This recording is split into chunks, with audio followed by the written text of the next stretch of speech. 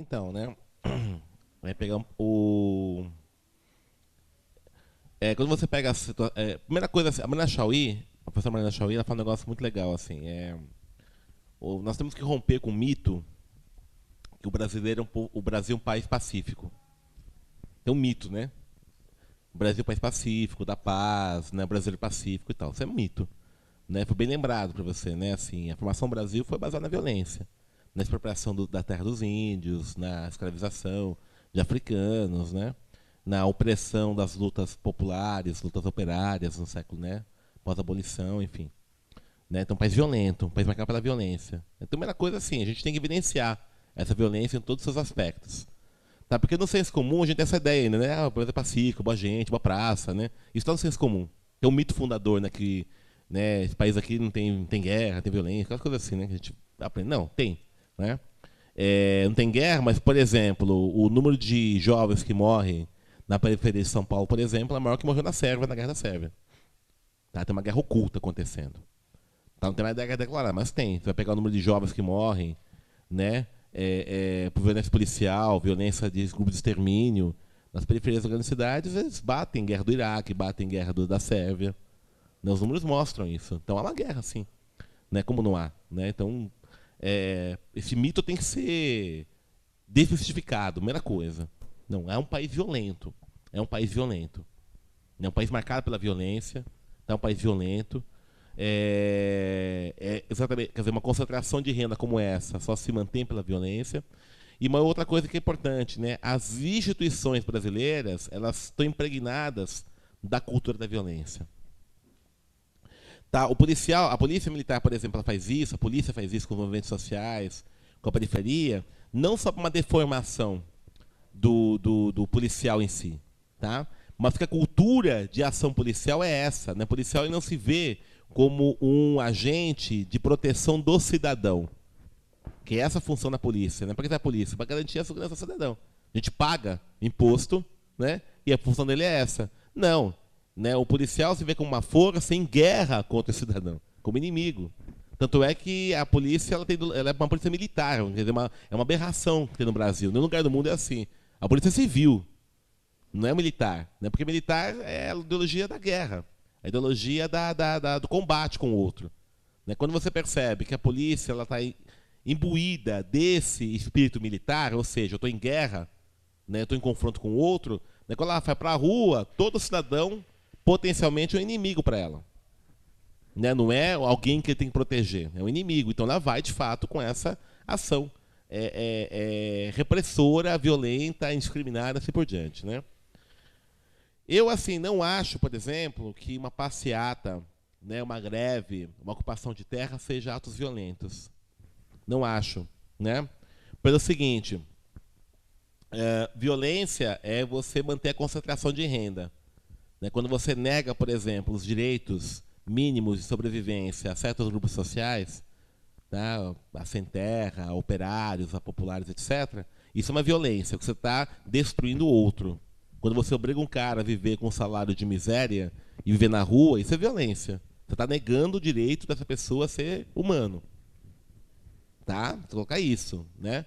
Ora, quando essa pessoa reage contra isso, individual ou coletivamente, como, né, via ocupação de terra, etc., ela não é, aí não coloca no termo da violência como esse Estado, assim como força. Ela quer alterar o Estado, alterar o sistema, uma alteração do sistema. A violência está contra ela. Né? Eu sempre digo o seguinte, assim, como é que surge, por que existem movimentos sociais? Né? Por que existem movimentos sociais? Movimentos sociais existem para você alterar o pacto social. Você tem um contrato social estabelecido, né? À medida que você identifica injustiças dessa ordem social, você tem, né, movimentos que vão questionar isso. Então, o movimento social ele nunca pode ser julgado, avaliado, a partir de uma dimensão da legalidade. Porque a lei é o quê? A lei reflete uma ordem social que está sendo questionada. Quando você tem uma greve, você tem uma ocupação de terra, você tem uma passeata, você está pondo em suspenso toda a ordem social estabelecida. Então, o movimento social tem que ser avaliado pela sua legitimidade, não pela sua legalidade. Se é legítimo ou não aquilo. Se de fato aquela bandeira é justa ou não, e não pela sua legalidade. É claro que, por exemplo, quando você tem uma ocupação de terra, do MST ou do sem-teto, por exemplo, de uma ocupação de casa, você está questionando a concentração da propriedade. Então, claro que você está ocupando uma terra. Então, você está desobedecendo a norma da propriedade privada. Está mesmo, essa norma. Mas você está questionando essa norma. Não tem que obedecer. Você está questionando, está criticando-a. É evidente que esse ato em si já é um ato de desobediência. Sim, sem dúvida. Agora, se nós pegarmos, por exemplo, né, a história da humanidade, mesmo assim nessa ótica do capitalismo, né, muita coisa que nós temos hoje, garantido como direito, foi produto de desobediências, né, de furo de normas. Tá? Será que nós teríamos hoje, por exemplo, a CLT, se não fossem as greves operárias do início do século XX? Né, que pessoas morreram, batalharam, tudo é legal, aquela coisa de crime, né? A polícia ia lá, batia, prendia, né, expulsava, matava, etc. Né, e hoje nós temos aí, né, jornada de trabalho, salário mínimo, isso eram as bandeiras do início do século XX nas greves operárias. Né? Será que nós teríamos uma reforma agrária se não fosse, isso no Brasil não teve, né? Em outros países, se não fosse lutas de camponeses para ter terra? Né? Será que nós teríamos a própria democracia liberal se não fosse as lutas burguesas no início do século XVIII?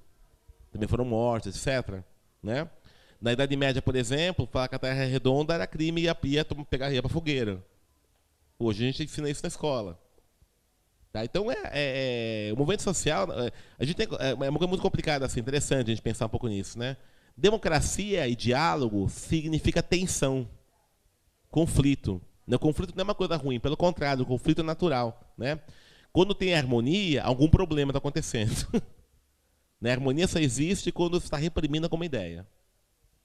Né? A harmonia é produto de repressão. Tá? O conflito que é desejável. O conflito. Agora, o conflito não é o conflito nessa lógica da destruição do outro. Tá? A violência destruidora da intolerância, ela não quer o conflito, porque ela não quer que o outro exista. Não quer que o outro exista.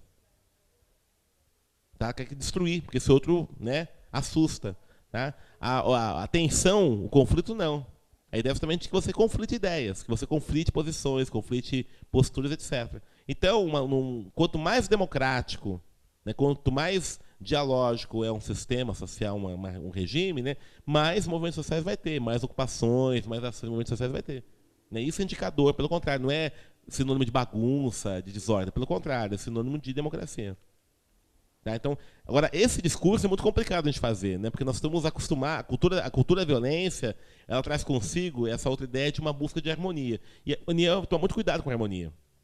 Porque a harmonia, na verdade, significa você estar reprimindo ideias. Né? Aquilo que o Rapa fala, paz sem voz não é paz, é medo. Né? Aquela música deles lá, que é muito legal. Não é que paz sem voz não é paz, é medo.